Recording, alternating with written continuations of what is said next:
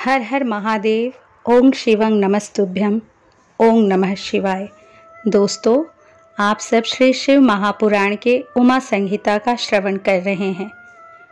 पुराण महात्म्य। सनत कुमार जी बोले, हे महामुने, जो ब्राह्मण वेद शास्त्रों को पढ़कर दूसरे मनुष्यों को सुनाते हैं, उन्हें इस पुण्य का फल अवश्य मिलता है। नरक की यातनाओं के विषय में बताकर जीवों को सचेत करने वाले पुराण के ज्ञाता और धर्मोपदेशकों को श्रेष्ठ गुरु माना जाता है। वे अपने असीम ज्ञान द्वारा जगत का कल्याण करते हैं। अपना परलोक सुधारने हेतु मनुष्यों को धन, अन्न, भूमि, स्वर्ण, गौ, रथ, वस्त्र एवं आभूषण आदि वस्तुओं का दान करना चाहिए। जुता हुआ खेत अर्थात लहलहाते फसल वाले खेत का दान करने से मनुष्य की 10 पीढ़ियां सुधर जाती है। वह मनुष्य सभी सुखों को भोग कर अंत में विमान पर सवार होकर सीधे स्वर्ग लोक जाता है। अपने घर में अथवा शिवालय या मंदिरों में भगवान शिव, विष्णु और सूर्य पुराण का पाठ करवाने वाले उत्तम पुरुष को राजसूय यज्ञ व अश्वमेध यज्ञ का फल मिलता है। वे सूर्य लोक होते हुए ब्रह्मलोक में जाते हैं। देवताओं के मंदिरों में पुराणों की अमृतमय कथा कराने वाले सत्पुरुषों को अश्वमेध यज्ञ का फल मिलता है। इस संसार में मुक्ति प्राप्त करने की इच्छा रखने वाले मनुष्यों को श्रद्धा पूर्वक भक्ति भावना से शिव पुराण की परम पवित्र कथा अवश्य पढ़नी अथवा सुननी चाहिए। प्रतिदिन कुछ समय के लिए शिव पुराण की कथा अवश्य सुननी या पढ़नी चाहिए।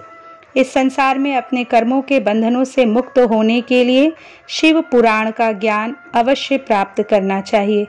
निरंतर योग शास्त्रों का अध्ययन करने अथवा पुराणों का श्रवण करने से समस्त पापों का नाश होता है एवं धर्म की वृद्धि होती है। विभिन्न दानों का वर्णन। सनत कुमार जी बोले, हे व्यास जी, मनुष्य यदि दान के लिए सुपात्रों को ही चुने तभी उसका परम कल्याण होता है। गौ, पृथ्वी, विद्या और तुला का दान सर्वोत्तम माना जाता है। अपने घर के द्वार पर आए मांगने वाले अर्थात याचकों को दूध देने वाली गाय, वस्त्र, जूते, अन्न, छाता अथवा भक्तिभाव से श्रद्धापूर्वक जो भी यथासंभव दान किया जाए वह परम कल्याणकारी होता है।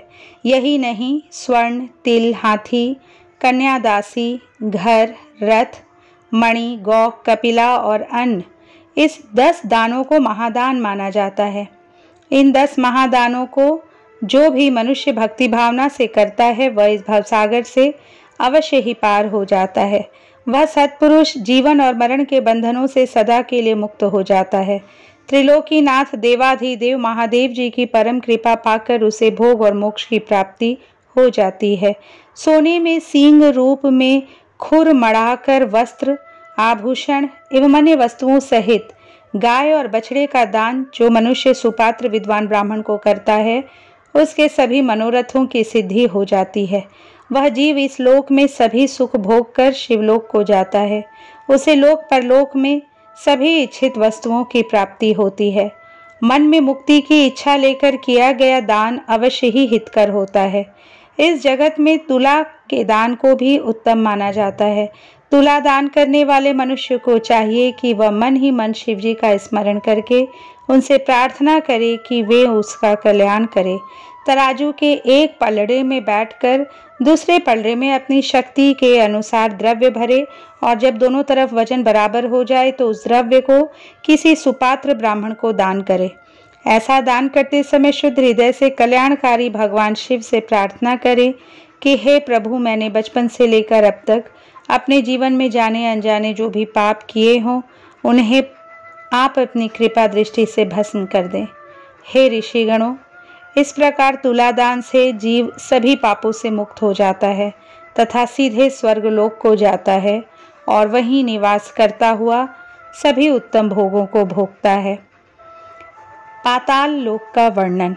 सनत कुमार जी बोले, हे व्यास जी, अब मैं आपको ब्रह्मांड के विषय में बताता हूँ। यह ब्रह्मांड जल के बीच में स्थित है और त्रिलोकीनाथ भगवान शिव के अंश शेषनाग ने इसे अपने फन पर धारण कर रखा है। श्री हरि विष्णु इनका पालन करते हैं। सभी देवता और ऋषि मुनि साधु संत सृष्टि के कल्याण हेतु शेषनाग का प्रतिदिन पूजन करते हैं। इन्हीं शेषनाग को अनंत नाम से भी जाना जाता है। आप अनेकों गुणों से संपन्न हैं और आपकी कीर्ति का गुणगान सभी देवताओं सहित सारे ग्रह और नक्षत्र भी निरंतर करते हैं। नाग कन्याएं सदैव आपकी पूजा और आराधना करती रहती हैं। इन्हीं के संकर्षण रूप रुद्रदेव हैं। शेषनाग के बल और स्वरूप को स्वयं देवता भी भली भांति नहीं जानते, तो फिर साधारण पुरुष भला कैसे जान सकते हैं।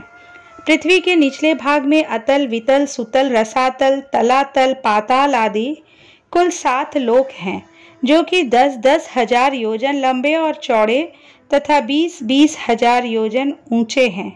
इन सब की रत्न स्वर्ण की पृथ्वी एवं आंगन है। इसी स्थान पर दैत्य महानाग रहते हैं।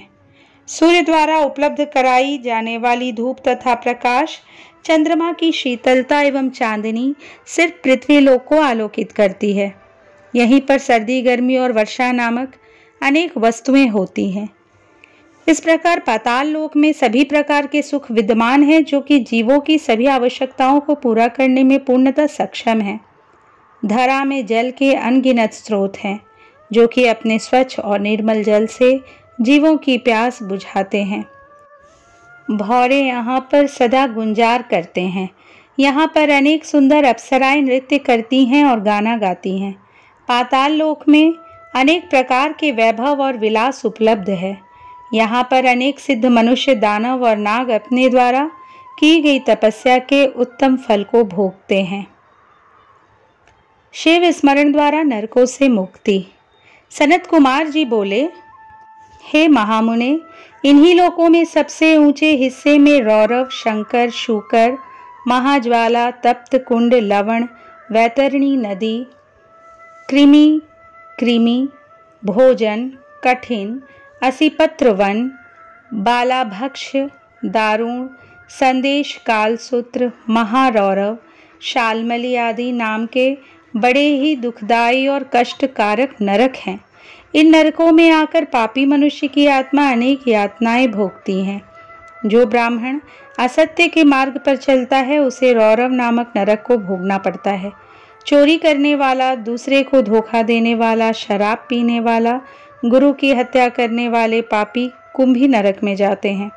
बहन, कन्या, माता, गाय व स्त्री को बेचने वाला और ब्याज खाने वाले पापी तपते लोह नरक के वासी होते हैं। गाय की हत्या करने वाले, देवता और पितरों से बैर रखने वाले मनुष्य कृमि भक्ष नरक को भोगते हैं। इस नरक में उन्हें कीड़े खाते हैं। पितरों और ब्राह्मणों को भोजन न देने वालों को लाल भक्ष नरक को भोगना पड़ता है। नीच व पापियों का साथ करने वाले, अभक्ष्य वस्तु खाने वाले एवं बिना घी के हवन करने वाले रुधिरोध नरक में जाते हैं। युवा अवस्था में मर्यादाओं को तोड़ने वाले, शराब व अन्य नशा करने वाले, स्त्रियों की कमाई खाने वाले कृत्य नरक में जाते हैं। वृक्षों को अकारण काटने वाले असिपत्र नरक में, मृगों का शिकार करने वाले ज्वाला नरक में जाते हैं। दूसरों के घर में आग लगाने वाले श्वपाक नरक में तथा अपनी संतान को पढ़ाई से वंचित रखने वाले स्वभोजन नरक में अपने पापों को भोगते हैं। मनुष्य को अपने शरीर एवं वाणी द्वारा किए गए पापों का प्रायश्चित अवश्य करना पड़ता है। बड़े से बड़े पापों का प्रायश्चित त्रिलोकीनाथ भगवान शिव का स्मरण करके किया जा सकता है। पाप, पुण्य, स्वर्ग, नरक ये सब कारण हैं। असल में सुख दुख सब मन की कल्पनाएं हैं। परम ब्रह्म को पहचान कर उसका पूजन करना ही ज्ञान का सार है। जम्बू द्वीप वर्ष का वर्णन। सनत कुमार जी बोले, हे व्यास जी, अब मैं आपको भूमंडल के 7 द्वीपों के विषय में बताता हूँ। जम्बू, प्लक्षु, शालमली, कुश, क्रौंच, शाक, पुष्कर ये 7 महाद्वीप हैं। इन द्वीपों के चारों ओर 7 समुद्र हैं। ये 7 समुद्र जल, ईख, क्षीर, केसर, मध्य, घी, दूध और दही से भरे हैं। इन द्वीपों के बीच में सुमेरु पर्वत है। सुमेरु के दक्षिण में निषद, हिमाचल, हेमकूट पर्वत है। दक्षिण में हरि, उत्तर में रम्यक है, वही हिरणमय है। इसके बीच में इलावृत है, जिसके बीच में मेरु पर्वत स्थित है। मेरु पर्वत के पूर्व दिशा में मंदिर, दक्षिण दिशा में गंधमादन, पश्चिम दिशा में विपुल एवं उत्तर दिशा में सुपार्श्व शिखर स्थित है। इनके ऊपर कदम्ब, जामुन, पीपल आदि वृक्ष हमेशा ही पाए जाते हैं। जम्बू द्वीप में जामुन के पेड़ों से बड़े बड़े फल गिरते हैं। इसके फलों का रस धारा के रूप में बहता हुआ जम्बू नदी के नाम से जाना जाता है। मेरु के पूर्व में भद्राश्व, पश्चिम में केतुमाल तथा इसके बीच में इलावृत है। पूर्व में चैत्र रथ, दक्षिण में गंधमादन, पश्चिम में विभ्राज्य, उत्तर में नंदनवन है। यहीं पर अरुणोद, महाभद्र, शीतोद और मानस नामक सरोवर हैं। मेरु पर्वत के पूर्व में कुरुंग, शेताजन, कुरराहा, माल्यवान आदि पर्वत हैं। दक्षिण में शिखिर, चित्रकूट, पलंग, रुचक, निषद, कपिल नामक पर्वत है। पश्चिम दिशा में सीनीवास, कुशुंभ, कपिल, नारद, नाग आदि स्थित है। उत्तर दिशा में शंखचूर्ण, ऋषभ, हंस, काल, जरा और केशराचल आदि पर्वत स्थित हैं। सुमेरु नामक पर्वत पर ब्रह्मा की शातकोणपुरी विद्यमान है। शातकोणपुरी के पास ही अमरावती, तेजोवती, संयमनी, कृष्णांगना, श्रद्धावती, गंधवती, यशोवती नामक 8 पुरियां हैं। शतकोणपुरी के बीच में पतित पावनी गंगा नदी चंद्रमंडल को भेद कर सीता, अलकनंदा, चक्षु एवं भद्र धाराओं में बट जाती है। सीता पूर्व दिशा से, अलकनंदा दक्षिण से, चक्षु पश्चिम से तथा भद्रा उत्तर दिशा में बहती हुई महासागर में गिरती है। सुनील, माल्यवान, निषद, गंधमादन आदि पर्वत सुमेरु पर्वत के चारों ओर खिली हुई कलियों के समान हैं। इसी प्रकार केतुमाल, भद्राश, कुश्व, मर्यादा, लोक पर्वत, लोक पदम भारत के चारों ओर पत्तों की तरह खड़े हैं। देवकूट पर्वत पर केवल धर्मात्मा पुरुष ही रह सकते हैं, वहां पापी मनुष्य नहीं जा सकते। यहाँ पर रोग, शोक, कष्ट नहीं सताते और वे 12,000 वर्ष की आयु पाते हैं। 7 द्वीपों का वर्णन। व्यास जी बोले, हे ब्रह्मपुत्र सनत कुमार जी, अब आप हमें 7 द्वीपों के विषय में बताइए। यह सुनकर सनत कुमार जी बोले, हे व्यास जी, मैं आपको 7 द्वीपों के विषय में बताता हूँ। जम्बू द्वीप हिमालय के दक्षिण समुद्र से उत्तर की ओर फैला 9,000 योजन जम्बू द्वीप है। यह कर्मभूमि भी कहलाता है। यहीं पर मनुष्यों को अपने द्वारा किए गए अच्छे और बुरे कर्मों का फल भोगना पड़ता है। इंद्रद्युम्न, कसेरु, ताम्रवर्ण, गमस्तिमान, नाग द्वीप, सौम्य, गंधर्व, वरुण व भारत खंड है। इसके दक्षिण में ऋषि मुनि निवास करते हैं। जम्बू द्वीप के बीच में क्षत्रिय, ब्राह्मण, वैश्य एवं शूद्रों का निवास है। यहीं पर मलय, महेंद्र, सह्य, सुदामा, ऋक्ष, विंध्याचल और पारियात्र 7 विशाल पर्वत हैं। पारियात्र पर्वत पर वेद, स्मृति एवं पुराण प्रकट हुए। ये सभी सद्ग्रंथ पापों का नाश करने वाले हैं। ऋक्ष द्वीप ऋक्ष पर्वत का विशाल क्षेत्र ऋक्ष द्वीप के नाम से जाना जाता है। इसे स्थान से समस्त पापों का नाश करने वाली गोदावरी, भीमरथी, ताप्ती व अन्य नदियां बहती है। कृष्णावेणी नदियां सह्य पर्वत से, कृतमाला और ताम्रवर्णी मलयाचल पर्वत से बहती हैं। महेंद्र पर्वत से त्रिमाया, ऋषिकुल्या और कुमारी नदियां बहती हैं। इन पवित्र नदियों के मार्ग में अनेक शहर, गांव आदि पड़ते हैं। ये पवित्र नदियां वहां निवास करने वालों की प्यास को शांत करती है। यही नहीं, उनके पापों का नाश भी इनके जल स्पर्श से हो जाता है।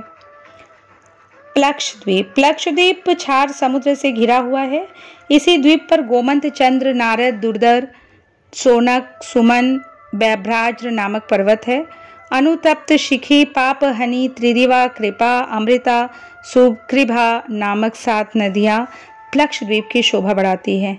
यहाँ के मनोहर वातावरण में देवता और गंधर्वों सहित अनेक जातियां निवास करती है। इस द्वीप में निवास करने वाले प्राणियों की रक्षा के लिए देवादिदेव महादेव का ब्रह्मा और विष्णु भी पूजन किया करते हैं। शालमली द्वीप के बीचों बीच सेमल का एक विशाल वृक्ष है। यहाँ पर श्वेत, हरित, जीमूत, रोहित, बैकल, मानस, सुप्रभु नामक वृक्ष है।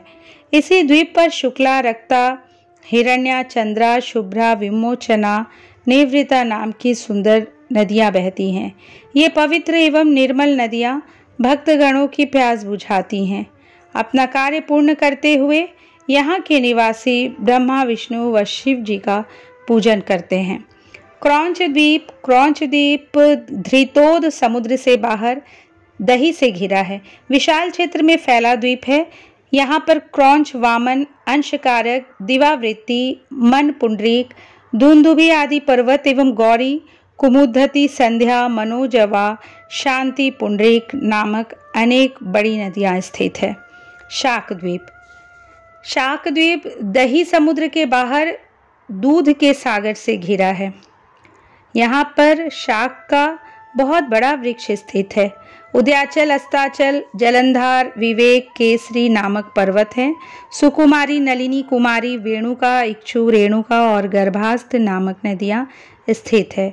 यहाँ के सुंदर मनोरम स्थलों पर सभी जाति के लोग रहते हैं। पुष्कर द्वीप क्षीर सागर से बाहर का जो क्षेत्र मधुर जल से घिरा है वह पुष्कर द्वीप कहलाता है। यहीं पर मानस पर्वत स्थित है। यहाँ निवास करने वाले मनुष्य सभी प्रकार के रोगों से दूर रहते हैं। वे लंबी आयु वाले होते हैं और आनंद पूर्वक निवास करते हैं। पुष्कर द्वीप के महावीर खंड में ब्रह्मा जी का निवास माना जाता है और यहाँ रहने वाले देवता और दानव इनको पूजते हैं। इस प्रकार मनुष्य के निवास स्थान हेतु पृथ्वी पर 7 लोक स्थित हैं, जिन्हें 7 द्वीपों के नाम से जाना जाता है। राशि, ग्रह मंडल व लोकों का वर्णन। सनत कुमार जी कहते हैं, हे महामुनि व्यास जी, पृथ्वी लोक में जिस भाग पर सूर्य और चंद्रमा का प्रकाश पड़ता है वह स्थान भूलोक कहलाता है। पृथ्वी लोक से हजारों योजन ऊपर सूर्यमंडल है और इससे ऊपर चंद्रमंडल है। चंद्रमंडल से 10,000 योजन ऊपर ग्रह और नक्षत्रों का साम्राज्य है। इससे ऊपर सप्तऋषि मंडल है और उसके ऊपर ध्रुव मंडल स्थित है। ध्रुव मंडल जो कि समुद्र का सबसे ऊंचा मंडल है से 1 करोड़ योजन नीचे भुवः स्वः नामक 3 लोक स्थित है। इनके बीच में कल्प निवासी ऋषि रहते हैं। ध्रुव मंडल से ऊपर महलोक स्थित है। महलोक में सनक, सनंदन, सनातन, कपिल, आसुरी, बोड़, पच्चशिख नामक ब्रह्मा जी के 7 पुत्र निवास करते हैं। इसी महालोक से 2 लाख योजन ऊपर शुक्र ग्रह स्थित है। शुक्र ग्रह से 2 लाख योजन दूर बुध है। बुध से 10 लाख योजन दूरी पर मंगल स्थित है। मंगल से 2 लाख योजन की दूरी पर बृहस्पति ग्रह स्थित है। बृहस्पति से 2 लाख योजन की दूरी पर शनिश्चर मंडल स्थित है। ये सभी ग्रह अपनी राशियों पर आरूढ़ रहते हैं। जनलोक से 26 लाख योजन की दूरी पर तपलोक स्थित है। तपलोक से 6 गुनी दूरी पर सत्यलोक स्थित है। भूलोक पर ज्ञानी महात्मा सत्य पथ का पालन करने वाले ब्रह्मचारी निवास करते हैं। भुवलोक में मुनि, देवता, सिद्धि आदि निवास करते हैं। स्वर्गलोक में आदित्य, पवन, वसु, अश्विनी कुमार एवं विश्वदेव, रुद्र, नाग, पक्षी आदि रहते हैं। ब्रह्मांड जल, अग्नि, पवन, आकाश और अंधकार से घिरा हुआ है। इसी के ऊपर महाभूत स्थित है। परम ब्रह्म परमात्मा गुण, संख्या, नाम और परिमाण से अलग है। भगवान शिव और प्रकृति देवी शक्ति के मिलन से ही देवताओं का प्राकट्य हुआ है। इसी से सृष्टि का निर्माण हुआ है। प्रलय काल आने पर यह पूरी सृष्टि शिव शक्ति में मिलकर समाप्त हो जाएगी। ब्रह्मलोक के ऊपर वैकुंठ लोक स्थित है। इसके पश्चात कौमार लोक है जिसमें स्कंद निवास करते हैं। तत्पश्चात उमालोक स्थित है। उमालोक में देवी जगदम्बा का निवास है। आदि शक्ति जगदम्बा से ही ब्रह्मा और विष्णु का प्राकट्य हुआ है। उमालोक के आगे इस जगत के पिता परम ब्रह्म परमेश्वर भगवान शिव का निवास स्थान है। भगवान शिव ही निर्गुण, निराकार, सर्वेश्वर हैं और सबका कल्याण करने वाले हैं। तपस्या से मुक्ति प्राप्ति। व्यास जी ने पूछा, हे सनत कुमार जी, अब आप मुझे यह बताइए कि कल्याणकारी देवाधिदेव महादेव जी के परम भक्त किस लोक में जाते हैं, जहाँ जाकर भक्तों का इस लोक में आगमन नहीं होता है। यह सुनकर सनत कुमार जी बोले, हे व्यास जी, भगवान शिव की परम कृपा प्राप्त करने हेतु सिर्फ एक मार्ग है, वह है तपस्या। तपस्या के बिना शिवलोक की प्राप्ति संभव नहीं है। इस संसार में सभी मनुष्यों, स्वर्ग के देवताओं, ऋषि मुनि और साधु संतों आदि ने तपस्या द्वारा ही महत्वपूर्ण सिद्धियां प्राप्त की हैं। तपस्या 3 प्रकार की होती हैं, सात्विक, राजस और तामस। जो तपस्या बिना किसी फल की इच्छा किए हुए की जाती है वह सात्विक है। किसी कामना की पूर्ति हेतु की गई तपस्या राजस, और उसी कामना की सिद्धि हेतु अपने शरीर को कष्ट देकर की गई तपस्या को तामस तप कहा जाता है। मन एवं विचारों से पवित्र होकर पूजन, जप, हवन, उपवास, आचार विचार, मौन इंद्रिय करके किया गया तप सात्विक तप है। बावड़ी, तालाब, कुआं, मकान, धर्मशालाएं और विद्यालय बनवाने से शिव पद को पाने का मार्ग प्रशस्त होता है। धन, वैभव और मद में चूर होकर मनुष्य सांसारिक बंधनों में बंधा रहता है। 84,000 योनियों को भोगने के पश्चात मनुष्य योनि की प्राप्ति होती है। यदि इसमें भी उद्धार का कोई उपाय नहीं किया जाता तो सिर्फ पश्चाताप ही शेष रह जाता है। यहीं पर कर्म भूमि और फल भूमि दोनों हैं।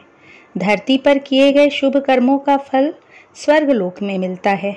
इसलिए सदा सत्य के मार्ग का अनुसरण करें, दान पुण्य के मार्ग पर चले। अपने जीवन काल में जिन्होंने कुछ समय के लिए त्रिलोकीनाथ भगवान शिव के नाम का स्मरण किया है, उन्हें भयानक नरक को नहीं भोगना पड़ता। हर प्रकार के दुख, दर्द एवं पापों से मुक्ति दिलाने वाली शिव भक्ति ही है, जिसके द्वारा मनुष्य जीवन के बंधनों से मुक्त होकर शिव पद को प्राप्त करता है। युद्ध धर्म का वर्णन। व्यास जी बोले, हे सनत कुमार जी, यह माना जाता है कि ब्राह्मण कुल में जन्म मिलना कठिन है। मैंने ये भी सुना है कि सर्वेश्वर शिव के सिर से ब्राह्मण, भुजाओं से क्षत्रिय, जंघा से वैश्य एवं चरणों से शूद्र उत्पन्न हुए हैं। महर्षि, कृपा कर बताइए कि नीच मनुष्यों की क्या स्थिति होती है। व्यास जी के वचन सुनकर सनत कुमार जी बोले, हे महामुनि व्यास जी, मनुष्य अपने द्वारा किए गए पापों के कारण अपने स्थान से गिर जाता है। मनुष्य द्वारा किए गए शुभ व अच्छे कर्म मनुष्य के स्थान की रक्षा करते हैं। क्षत्रिय जाति में जन्म पाने वाले मनुष्यों को पूर्व जन्म में किए गए बुरे कर्मों के कारण ही क्षत्रिय वर्ण में जन्म मिला होता है। इसलिए मनुष्य को चाहिए कि वह विपत्ति एवं कठिनाइयों के समय भी दृढ़ता से अपने कर्तव्य का अनुसरण करे। उसे अपने कर्तव्यों का पालन करना चाहिए, उसे बुरे कार्यों में नहीं लगना चाहिए। इसी प्रकार मनुष्य अपने स्थान की रक्षा कर सकते हैं। शूद्र वर्ण में जन्म लेने वाले मनुष्य यदि अपने से ऊंचे तीनों वर्णों की सेवा मन लगाकर उचित रीति से धर्मानुसार जीवन भर करते हैं तो उन्हें अगले जन्म में वैश्य वर्ण में जन्म मिलता है। इसी प्रकार जो वैश्य विधि विधान से अनुसार पूजा अर्चना करता है और हवन आदि करता है और सदा धर्म और सत्य के पथ पर चलता है तो उसे अपने दूसरे जन्म में क्षत्रिय होने का गौरव मिलता है। जो क्षत्रिय विधि पूर्वक यज्ञ और अनुष्ठान श्रेष्ठ ऋषिगणों के सानिध्य में पूरे करता है और अपने क्षत्रिय धर्म का सही से पालन करता है, उसे ब्राह्मण कुल में दूसरा जन्म मिलता है। इसी प्रकार ब्राह्मण कुल का जो ब्राह्मण अपने धर्म का दृढ़ता एवं स्थिरता से पालन करता है, वह देवता को प्रसन्न करता है, उसे स्वर्ग की प्राप्ति होती है। व्यास जी ने फिर पूछा, हे सनत कुमार जी, अब आप हम सबको युद्ध का महात्म्य सुनाएं। सनत कुमार जी बोले, हे महामुने, जिस अद्भुत फल की प्राप्ति विभिन्न प्रकार के यज्ञों जैसे अग्निष्टोमादि को विधि विधान से करने से भी नहीं होती, उस महाफल की प्राप्ति युद्ध द्वारा आसानी से हो सकती है। धर्म पूर्वक अपने पथ पर अडिग रहने वाला क्षत्रिय, जो कि युद्ध में पराजित नहीं होता और न ही युद्ध में पीठ दिखाता है, ऐसा वीर योद्धा जो लड़ते लड़ते युद्ध क्षेत्र में पराजित न होकर वीर गति को प्राप्त होता है, उसे सीधे स्वर्ग लोक की प्राप्ति होती है। वह जीवन मृत्यु के बंधनों से मुक्त हो जाता है। अपने शत्रुओं को मारकर स्वयं भी मर जाने वाले क्षत्रियों को निश्चय ही स्वर्ग में स्थान मिलता है। युद्ध भूमि में प्राप्त हुई मृत्यु सभी जाति एवं वर्णों के लिए सुखदायक है। युद्ध के मैदान में यदि ब्राह्मण भी शस्त्रों के साथ लेकर युद्ध के लिए जाता है तो उसका वध करना ब्रह्म हत्या नहीं होता और उसका पाप भी नहीं लगता। मरता हुआ मनुष्य यदि पानी मांगे तो उसकी प्यास बुझाना धर्म संगत है। कभी भी शरण में आए मनुष्यों को युद्ध में नहीं मारना चाहिए, अन्यथा ब्रह्म हत्या का पाप लगता है। गर्भ में स्थित जीव, उसका जन्म तथा वैराग्य। व्यास जी बोले, हे महर्षि, आपने हमारी बहुत सी जिज्ञासाओं को शांत किया है। अब आप हमें जीव का जन्म, उसकी गर्भ में स्थिति एवं जीव के वैराग्य के बारे में बताइए। महामुनि व्यास के प्रश्न को सुनकर सनत कुमार जी बोले, हे मुने, हमारे शरीर की पुष्टि रस एवं मैल से हुई है। मैल 12 रूपों से शरीर से बाहर निकलता है। कान, आँख, नाक, जीभ, दांत, लिंग, गुदा, मलाशय, स्वेद, कफ, विष्ठा, मूत्र आदि मल स्थान है। हमारा हृदय सभी नाड़ियों से जुड़ा हुआ है। इसी के द्वारा शरीर में रस पहुंचता है। यही रस आत्मा से परिपक्व होता है। जब यह रस पकता है तो सर्वप्रथम त्वचा का निर्माण होता है और त्वचा शरीर से लिपट जाती है। फिर खून बनता है। तत्पश्चात रोम, बाल, स्नायु, अस्थि, मज्जा पैदा होते हैं। ऋतुकाल में स्त्रियों के शरीर में प्रवेश वीर्य शरीर का निर्माण करता है। 1 दिन में कलिल, 5 दिन में बबूला, 7 रात्रि में मांस पिंड बन जाता है। धीरे धीरे समय के साथ साथ जीव के अंग बनते जाते हैं। इस प्रकार जीव अपनी माता के गर्भ में बढ़ता है और उसका विकास होता है। अपनी माता द्वारा खाए गए भोजन के रस से ही उसे भोजन मिलता है। इस प्रकार अपनी माता के गर्भ में पलता हुआ जीव अपने बारे में विचार करता है। उसे सुख दुख की प्राप्ति भी अपने पूर्व जन्म के कर्मों के अनुसार होती है। उसे गर्भ में ज्ञान होता है कि मैं इसी तरह जन्म मरण पाता रहता हूँ और प्रत्येक योनि में अनेकों दुखों को भोगता हूँ। इसलिए मुझे अपनी आत्मा के उद्धार के लिए अवश्य ही कुछ करना चाहिए। गर्भ में जीव अनेकों कष्टों को भोगता है, क्योंकि गर्भ भी एक प्रकार की कैद ही है। जीवात्मा गर्भ में इस प्रकार पड़ी रहती है जैसे उस पर कोई पहाड़ रखा हो। इस प्रकार गर्भ में वह अनेक कष्टों को भोगता है। गर्भ में अनेक दुख और यातनाएं झेलनी पड़ती है। तभी तो धर्मात्मा 7वें माह ही जन्म ले लेते हैं और पापी 9 महीने तक गर्भ की परेशानियों और कष्टों को झेलते हैं। शरीर की अपवित्रता तथा बालकपन के दुख। सनत कुमार जी बोले, हे महामुने, हमारा शरीर रज और वीर्य के मिलने से बनता है। विष्ठा के गर्त में स्थित गर्भ में बनता है। इसी कारण इसे अपवित्र माना जाता है। इस अपवित्र देह को पंचगव्यों किंवा कुशाजला आदि किसी भी वस्तु से पवित्र नहीं किया जा सकता। शरीर को मिट्टी से मांझकर गंगा जल से धोने से भी कुछ नहीं होता। उसकी शुद्धि किसी प्रकार से नहीं होती। जिस प्रकार मलिन आत्मा अनेक वर्षों तक भटकती रहती है, उसे किसी भी प्रकार से मुक्ति नहीं मिलती। दूषित पुरुष अग्नि की परिक्रमा एवं हवन यज्ञ आदि से भी पवित्र नहीं होते। मंदिरों एवं अन्य तीर्थ स्थानों पर निवास करने वाले जीव भी अपने कर्मों का फल भोगते रहते हैं। उन्हें वहां भी पवित्रता एवं शुद्धि नहीं मिलती। शुद्ध भावना से ईश्वर की स्तुति में लीन रहकर जीवन बिताने से ज्ञान की प्राप्ति होती है। ज्ञान से हमारा हृदय शुद्ध हो जाता है। ज्ञान रूपी जल एवं वैराग्य रूपी मृतिका से उसे शुद्धि प्राप्त होती है। हमारा शरीर तो अपवित्र है, यह जानकर और समझकर मनुष्य यदि शांति से विचार करे तो उसे ज्ञान मिल जाता है। इस प्रकार वह जीवन से मुक्त हो जाता है। सच्चाई यह है कि सभी दुखों की जड़ यह मोह ममता है। यदि हम उसका त्याग कर दे तो फिर हमें सुख प्राप्त करने से कोई नहीं रोक सकता।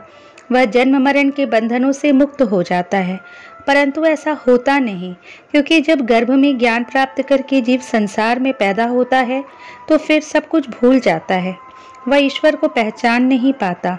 आँख होने पर भी वह अंधा, कान होते हुए भी बहरा हो जाता है। उसकी बुद्धि नष्ट हो जाती है और संसार में फंसकर वह दुख प्राप्त करता है।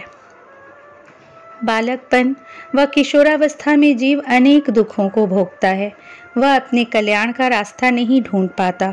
जवानी में उसमें काम, क्रोध आदि की भावनाएं प्रबल हो जाती है। वह स्त्रियों का साथ पाना चाहता है। इस प्रकार के क्षणिक सुख को ही वह महासुख समझ लेता है और ईश्वर की ओर ध्यान नहीं देता। वह सांसारिक बंधनों में बंधकर अनेक दुखों को भोगता रहता है। स्त्री स्वभाव। व्यास जी बोले, हे मुनिराज, अब आप हमें पंचचूड़ा अप्सरा द्वारा वर्णित स्त्रियों के कुत्सित अर्थ के बारे में बताइए। व्यास जी के प्रश्न का उत्तर देते हुए सनत कुमार जी बोले, हे व्यास जी, एक बार देवर्षि नारद भ्रमण कर रहे थे तो पंचचूड़ा अप्सरा मिली। जब नारद जी ने उनसे कहा, सुंदरी, आप मुझे स्त्री स्वभाव के बारे में बताइए, तब पंचचूड़ा ने कहा, हे देवर्षि, एक स्त्री होते हुए भला मैं स्त्रियों की बुराई कैसे कर सकती हूँ? आप स्त्री स्वभाव को स्वयं जानते ही हैं। नारियों का स्वभाव बड़ा रहस्यमय होता है। कुलीन और पवित्र कही जाने वाली स्त्रियां भी मर्यादा की रेखा को नहीं मानती। वे पापी पुरुषों का सेवन भी कर लेती हैं। सब पापों की जड़ नारी को ही माना जाता है। पुरुष द्वारा थोड़ा सा प्यार जताने पर स्त्रियां उसकी हो जाती है। आभूषण और वस्त्रों की चाह रखने वाली स्त्रियां कुछ संगति में पड़कर बिगड़ जाती हैं। चंचल स्त्रियां बड़े बड़े विद्वानों और ऋषि मुनियों को भी मोहमाया के झंझट में डालने वाली होती है। वे पुरुषों के साथ से कभी भी संतुष्ट नहीं होती। वे पुरुषों को देखते ही पाप की ओर उन्मुख हो जाती हैं। वे रति विलास को ही परम सुख मानती हैं। उन्हें धन वैभव की भी सदैव लालसा रहती है। सब प्रकार के दुर्गुण मिलकर भी स्त्री स्वभाव की समानता नहीं कर सकते। यमराज, मृत्यु, पाताल, बड़वानल, क्षुरधारा, विष सर्प, अग्नि सब मिलकर भी स्त्रियों की बराबरी नहीं कर सकते। वे महादारुण होती है। ब्रह्मा जी ने इस जगत को बनाते समय पंच महाभूतों की रचना की, सारे लोगों को रच दिया। अपनी बनाई कृतियों में उन्होंने अनेक गुण भरे, परंतु स्त्रियों को बनाते समय सृष्टिकर्ता ब्रह्मा जी ने उनमें सिर्फ दोष ही दोष भर दिए। इस प्रकार पंचचूड़ा अप्सरा से स्त्रियों के बारे में ऐसे वचन सुनकर नारद जी को स्त्रियों से वैराग्य हो गया। काल का ज्ञान वर्णन। सनत कुमार जी बोले, हे महामुनि, एक बार शिवजी ने देवी पार्वती को काल चक्र के बारे में बताना आरंभ किया। शिवजी बोले, हे देवी, मृत्यु काल का ज्ञान इस प्रकार है। जिस मनुष्य का शरीर अचानक पीला पड़ जाए और ऊपरी भाग में लालिमा आ जाए, जिसकी जीभ, मुंह, कान व आंखें स्तब्ध हो जाए, जो शोर शराबा न सुन सके, जो सूर्य चंद्र अग्नि को काला या धुंधला देखे, ऐसा मनुष्य 6 महीने के अंदर ही काल का शिकार बनकर मृत्यु को प्राप्त होता है। जिस मनुष्य का बायां हाथ 7 दिन तक लगातार फड़कता रहे, शरीर कांपता रहे, तालू सूखा रहे, वह मनुष्य 1 महीने का ही मेहमान होता है। जिसकी जीभ मोटी हो जाए, नाक बहती रहे, जिसे जल, तेल, घी व शीशे में अपना प्रतिबिंब न दिखाई दे, जिसे ध्रुव मंडल न दिखाई दे, जिसे सूर्य और चंद्र की किरणें न दिखाई दे, जिसे रात को इंद्रधनुष व दिन में उल्कापात दिखे, जिसे गिद्ध व कौवे घेरे हों, तो उसकी जिंदगी 6 महीने की रह गई, ऐसा जानना चाहिए। हे कल्याणी, आत्मविज्ञान, क्षण, त्रुटि, लव, काष्ठ, मुहूर्त, दिन रात्रि, पल, मास, ऋतु, वर्ष, युग, कल्प, महाकल्प के अनुसार शंकर जीवों का संहार करते हैं। वाम, दक्षिण व मध्य 3 मार्ग हैं। नाड़ियां प्राणों को धारण करती हैं। हमारे शरीर में 16 नाड़ियां हैं जो 4 स्थानों पर रहती हैं। इन्हीं सब के अनुसार ही आयु की प्राप्ति मनुष्य को होती है। नाड़ियों एवं वायु का प्रवाह मनुष्य को शेष आयु बताने का कार्य करता है। इस प्रकार काल ज्ञानियों ने काल चक्र का वर्णन किया है। काल चक्र निवारण का उपाय। देवी पार्वती बोली, हे नाथ, आपने काल चक्र का वर्णन मुझे सुनाया। हे देवादिदेव, अब कृपा करके इससे बचाव का उपाय भी मुझे बताइए। अपनी प्राण वल्लभा के इस प्रकार के प्रश्न को सुनकर त्रिलोकीनाथ भगवान शिव बोले, देवियों में पृथ्वी, जल, तेज, पवन और आकाश आदि 5 तत्वों के संयोग से इस भौतिक शरीर की उत्पत्ति होती है। आकाश सर्वव्यापक है और सब वस्तुएं उसी में लीन हो जाती है। एक बार मैंने क्रोधवश काल को जला दिया था। जब जब मैं स्तुतियों द्वारा प्रसन्न हुआ, तब काल पुनः प्रकृति में स्थिर हो गया। आकाश से वायु, वायु से तेज, तेज से जल, जल से पृथ्वी की उत्पत्ति होती है। जल के 4, तेज के 3, वायु के 2 और आकाश का 1 गुण है। शब्द, स्पर्श, रूप, रस और गंध आदि 5 भूत जब शरीर को त्याग देते हैं, तब प्राणी की मृत्यु हो जाती है, और जब ये 5 भूत शरीर को ग्रहण करते हैं तो प्राणी की उत्पत्ति होती है। काल को जीतने वाले योगीगण इन गुणों का ध्यान करते हैं। देवी पार्वती ने कहा, हे नाथ, काल पर विजय पाने के लिए योगी जन जिस यंत्र का ध्यान या अभ्यास करते हैं उसके विषय में बताइए।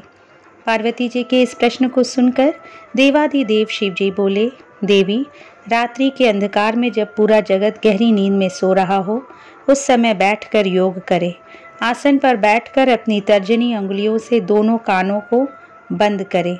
इस प्रकार प्रतिदिन यही साधना करे। जब यह साधना इतनी कठोर हो जाए कि 2 पहर इसी आसन में बीते तथा उसके बाद अग्नि द्वारा प्रेरित शब्द या नाद सुनाई दे, उस समय मनुष्य को इच्छानुसार मृत्यु प्राप्त हो जाती है। यह शब्द या नाद ब्रह्म रूप है जो सुख तथा मुक्ति को देने वाला है। इस नाद ध्वनि या शब्द को सांसारिक मोह माया में लिप्त लोग भला कैसे जान पाएंगे। जिन उत्तम मनुष्यों को इसका ज्ञान प्राप्त हो जाता है वे आवागमन के चक्र से छूट जाते हैं। उन्हें तत्व ज्ञान व मुक्ति की प्राप्ति होती है। यह नाद अनाहत है जिसका उच्चारण नहीं किया जा सकता। योगी जन अपने प्रयत्न एवं ध्यान द्वारा इसे प्राप्त करते हैं। वे पापों से दूर होकर मृत्यु पर विजय पा लेते हैं। उसी से मृत्यु पर विजय प्रदान करने वाला शब्द उत्पन्न होता है। घोष, कांस्य, श्रृंग, घंटा, वीणा, वंशज, दुंदुभि, शंखनाद व मेघ गर्जित नामक इन 9 शब्दों का ध्यान करने वाले ज्ञानियों एवं योगी जनों पर कभी कोई आपत्ति नहीं आती। इसी प्रकार एकाग्रचित्त होकर नियम पूर्वक तुकांग शब्द की स्तुति और ध्यान करने वाले मनुष्यों को कुछ भी असाध्य नहीं होता। उसकी हर कामना की सिद्धि होती है और अभीष्ट फल मिलता है। अमरत्व प्राप्ति की साधनाएं। पार्वती जी बोली, हे प्रभु, यदि आप मुझ पर प्रसन्न हैं तो मुझे यह बताइए कि योगी जन वायु के पद को कैसे प्राप्त करते हैं। यह सुनकर महादेव जी बोले, हे कल्याणी, जिस प्रकार दरवाजे की देहरी पर रखा दीपक घर के अंदर और बाहर दोनों ओर प्रकाश करता है, उसी प्रकार हमारे हृदय के भीतर स्थित वायु भी अंदर और बाहर दोनों ओर प्रकाश करती है। ज्ञान, विज्ञान और उत्साह सभी का मूल वायु ही है। इसलिए जिसने वायु पर अपनी विजय प्राप्त कर ली है उसे पूरे जगत पर विजय प्राप्त हो जाती है। जिस प्रकार लोहार मुख से फूंकनी में फूंक भरता हुआ अपने काम में लगा रहता है, उसी प्रकार संत और योगी जन भी अपने अभ्यास में लगे रहते हैं। अभ्यास करते करते जब वे पारंगत हो जाते हैं तो वे आसन से 10 अंगुल ऊपर उठ जाते हैं। प्राणायाम में सिर एवं व्याहृतियों के साथ गायत्री मंत्र का जाप करते हुए प्राण वायु को रोका जाता है और अंदर स्थित वायु को नाक के रास्ते बाहर फेंका जाता है। इसे करने से बड़ा उत्तम फल मिलता है। योगी जनों को एकांत स्थान पर जहाँ सूर्य चंद्र का प्रकाश हो सोना चाहिए। आंखों को अंगुलियों द्वारा बंद करके ध्यान मग्न होने पर योगी जनों को ईश्वर की ज्योति के दर्शन होते हैं।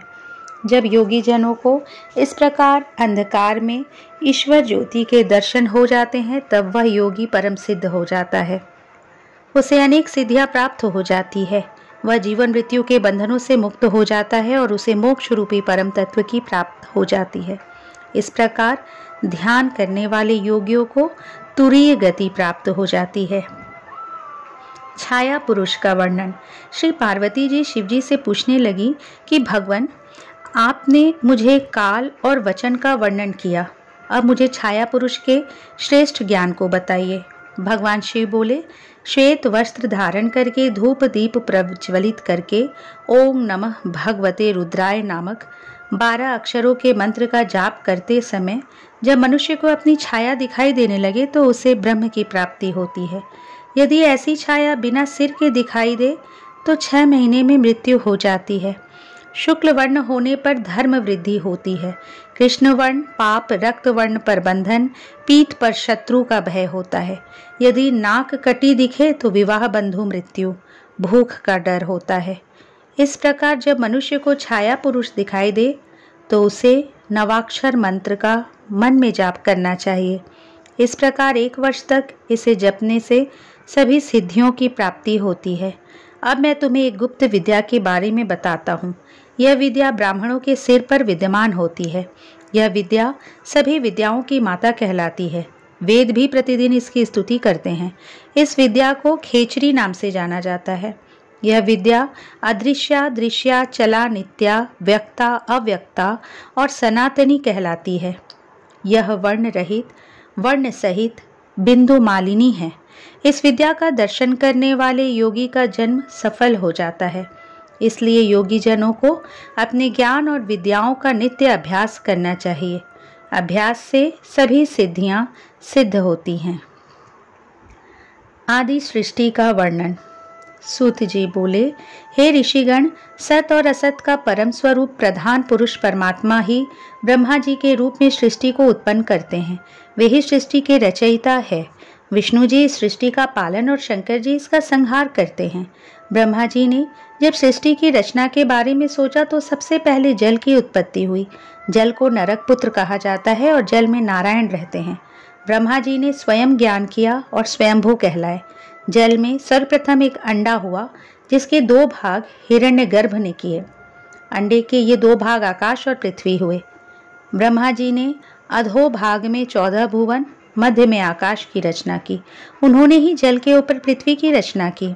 आकाश में 10 दिशाओं की रचना हुई। ब्रह्मा जी ने तत्पश्चात मन, वाणी, काम, क्रोध, रूप और रति की भी रचना की। मरीचि, अत्रि, अंगिरा, पुलत से पुलह, ऋतु, वशिष्ठ, महामुनि, तेजस्वी ऋषियों के रूप में विश्व प्रसिद्ध हुए। ये सब ऋषि ही सप्तऋषि के नाम से जाने जाते हैं और इनका वर्णन सभी पुराणों में किया गया है। पुराणों और सप्तऋषि रचना के पश्चात यज्ञ सिद्धि के लिए ऋग, यजु, साम और अथर्व वेदों का निर्माण ब्रह्मा जी ने किया। तत्पश्चात उन्होंने देव पूजन किया। वक्षस्थल से पितर, जंघाओं से मानव एवं जंघा के नीचे के भाग से दैत्य बनाए गए। इस प्रकार ब्रह्मा जी ने सारी सृष्टि की रचना पूरी की, परंतु उनकी बनाई गई इस सृष्टि में विकास न होता देखकर ब्रह्मा जी ने प्रकृति और पुरुष को बनाया, जिन्होंने सृष्टि का निर्माण किया। भगवान नर और नारायण द्वारा बनाई गई सृष्टि प्रजा अमैथुन सृष्टि से उत्पन्न हुई। सृष्टि रचना क्रम। सूत जी बोले, हे ऋषिगण, इस प्रकार ब्रह्मा जी द्वारा निर्मित सृष्टि का निरंतर प्रसार होने लगा। प्रजापति ने अयोनिजा शतरूपा से विवाह किया। शतरूपा ने 100 वर्षों तक तपस्या करके उन्हें पति रूप में प्राप्त किया। इन्हीं के मनु नामक पुत्र हुए। मनु से 71 मनुओं की रचना मनवंतर संज्ञा कहलाती है। फिर वीरका हुई। इनसे उत्तानपाद की उत्पत्ति हुई। राजा उत्तानपाद का विवाह सुनीति से हुआ। इन्हीं के परम तेजस्वी पुत्र के रूप में ध्रुव पैदा हुआ। ध्रुव ने ब्रह्मा जी की 3000 वर्षों तक कठोर तपस्या करके सप्त ऋषियों से भी ऊपर स्थान प्राप्त किया था। पुष्टि और धान्य नामक ध्रुव के 2 पुत्र हुए। पुष्टि की पत्नी सुनत्था थी। उनसे रिपु, रिपुंजय, विप्र, नृकल, वृष, तेजा नामक 5 पुत्र पुष्टि को प्राप्त हुए। रिपु से चाक्षुष, पुष्करीर्ण, पत्नी से चाक्षुष को वरुण नामक पुत्र प्राप्त हुए। सुनीता से अंग को बेन नामक पुत्र की प्राप्ति हुई। बेन के शरीर से ऋषिगण ने मंथन किया।